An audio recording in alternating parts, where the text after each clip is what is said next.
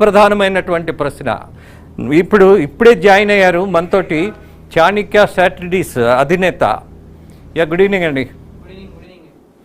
మీరు కూడా మీ రిపోర్ట్ ఒకటి ప్రకటించారు. Yes, I'm just observing here. అవును, మీ వ్యవస్థ మీద చాలామంది విశ్వసనీయత లేదు అన్నటువంటి ఒక వాదం పెరుగుతోంది. ఓకే, అఫ్ కోర్స్ కొంతమంది అలాంటి ఫేవరిజం చేశారు కాబట్టి ఇలాంటి మాట కూడా వినాల్సి వస్తుంది. Yes, I'm not going to point out మీ స్ట్రాటజీని, మీ సర్వేని నేను తప్పుపట్టట్లా. బట్ ఈ సర్వే వల్ల ప్రజలకు వస్తున్నటువంటి ఫలితం ఏంటి, దీన్ని ప్రకటిస్తున్నటువంటి ఛానల్స్ వల్ల అందిస్తున్న సమాచారం వల్ల ఈ జనానికి వచ్చినటువంటి ఉపయోగం ఏంటి? ఇది బెట్టింగ్కి just like IPL cricket match లాగా ఇవాళ మారిపోయింది కదా. దీన్ని ప్రోత్సహించాలా వద్దా అన్నటువంటిదే నా ప్రధాన ప్రశ్న. ఎస్ సార్, మంచి ప్రశ్న అడిగారండి మీరు.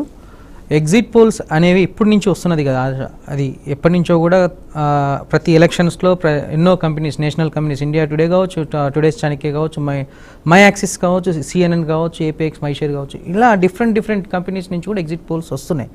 ఈ ఎగ్జిట్ పోల్స్ వల్ల ఉపయోగం ఉందా లేదా అనేది మీ సూటి ప్రశ్న. ఓకే, ప్రజలకు ఉందా లేదా అని మీరు అడుగుతున్నారు. అంటే ఎలక్షన్స్ అయిపోయిన తర్వాత ఎలక్షనీరింగ్ ఎవరికి అనుకూలంగా జరిగింది అంటే ఏ పార్టీకి, ప్రతిపక్షానికి జరిగిందా, పాలక పక్షానికి జరిగిందా అనేది ఒక అనుమానం అయితే ఉంటుంది. ఈ ఎగ్జిట్ పోల్స్ వల్ల ఏంటంటే ఈ అనుమానాలకు కొంత తెరదీస్తుంది. కానీ మీరు ఇందాక బెట్టింగ్లు ఏవైతే అన్నారో, బెట్టింగ్లకు అంటే ఐపీఎల్ మ్యాచ్ లాగా అది కూడా ఈ మధ్యన కొంతకాలంగా బాగా, ఇప్పుడు ఆంధ్రప్రదేశ్లో చూసుకుంటే రీసెంట్గా ఎలక్షన్స్ మే 13వ తారీఖు జరిగితే మే ఫస్ట్ వీక్ నుంచే కూటమి గెలుస్తుందని కొంతమంది, వైఎస్ఆర్సీపీ గెలుస్తుందని కొంతమంది అసలు హంగ్ ఏర్పడుతుందని ఇంకొంతమంది డిఫరెంట్గా వాళ్ళ వేలో వాళ్ళు చెప్పుకుంటూ వచ్చారు. అది చూస్తే ఏంటంటే అది కొంచెం ఆంధ్రప్రదేశ్లో అయితే బెట్టింగ్ వాళ్ళకి ఉపయోగపడింది. కానీ ప్రజల్ని మాత్రం పూర్తి స్థాయిలో కన్ఫ్యూజన్ లేసింది. అక్కడ లాస్ట్ ఎలక్షన్స్ ముందు న్యూట్రల్ ఓటర్ ఎవరికి ఓటేయాలని కన్ఫ్యూజన్లో ఉన్నాడు. ఎందుకు? ఆ ఎలక్షన్స్కి ముందు ఇచ్చిన ప్రీ పోల్స్ వల్ల. కానీ ఎలక్షన్స్ జరిగిన తర్వాత వచ్చే ఎగ్జిట్ పోల్ ఏదైతే ఉందో, ఈ ఓటింగ్ సరళి ఎలా ఉంది, ఓటింగ్ సరళి ఎవరికి అనుకూలంగా జరిగింది అంటే ప్రతిపక్షంకి సపోర్టుగా జరిగిందా, పాలక పక్షానికి సపోర్టుగా జరిగిందా, రేపు పొద్దున గవర్నమెంట్ మారుతుందా లేదా అనే ఒక అంశాలకైతే తెరదీస్తుంది. ఈ ఎగ్జిట్ పోల్స్లో పూర్తిగా 100% ఎగ్జాక్ట్ పోల్స్ అవ్వాల్సిన అవసరం లేదు. 90% ఎగ్జిట్ పోల్స్ సక్సెస్ అవుతాయి. కానీ ఒక 10% అనేది ఎర్రర్ అయితే కంపల్సరీ ఉంటుంది. అయితే ఇక్కడ ఎగ్జిట్ పోల్స్ అనేవి కంపల్సరీ మీరన్న ఐపీఎల్కి అయితే కాదు, ప్రజలకు ఒక అవేర్నెస్ చేయడం కోసం ఎగ్జిట్ పోల్స్. ఈ ప్రీ పోల్స్ ఏవైతే ఉన్నాయో, ఎలక్షన్స్కి ముందు ఇచ్చే ప్రీ పోల్స్ ఏవైతే ఉన్నాయో అవి 100% ప్రజల్ని ఓటర్లను కన్ఫ్యూజన్లో పడేస్తాయి.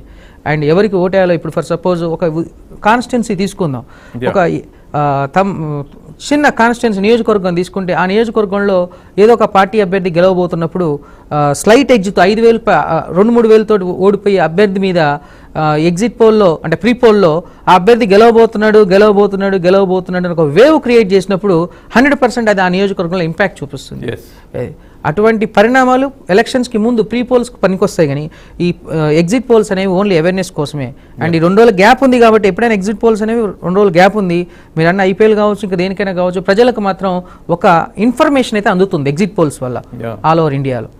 ఓకే, ఈ సమాచారం ఎంతవరకు ప్రయోజనం ప్రజలకు అన్నది అఫ్ కోర్స్ కొన్ని విషయాల్లో కొంత మానవ బలహీనతలు ఉంటాయి, కొన్నిటిని తెలుసుకోవాలి ముందుగా అన్నటువంటి ఆసక్తి ఉంటుంది. There is no doubt about that. ఆ ఆసక్తిని బేస్ చేసుకొని ఈ ఎగ్జిట్ పోల్స్ చాలా ఉత్సాహంగా అనేక కంపెనీలు ముందుకొచ్చి వాళ్ళకున్నటువంటి సామర్థ్యాన్ని బట్టి, సమర్థతను బట్టి, సమాచారాన్ని బట్టి వాళ్ళ రిపోర్ట్స్ ఇస్తున్నాయి. ఫైన్. మరొక విషయాన్ని కూడా నేను ఇవాళ మీ అందరి ముందు చర్చించదలుచుకున్నా. ఆఫ్ కోర్స్ మరి ఐపీఎల్ బెట్టింగ్ ఎలా జరుగుతుందో ఇవాళ ఎగ్జిట్ పోల్స్లో కూడా అలా బెట్టింగ్ జరుగుతుంది కదా అని. మేబీ జరగవచ్చు. బెట్టింగ్ చట్ట వ్యతిరేకమైతే చట్టపరంగా ఎవరైనా ముందుకు వచ్చి చేసిన వాళ్ళను అరెస్ట్ చేయొచ్చు.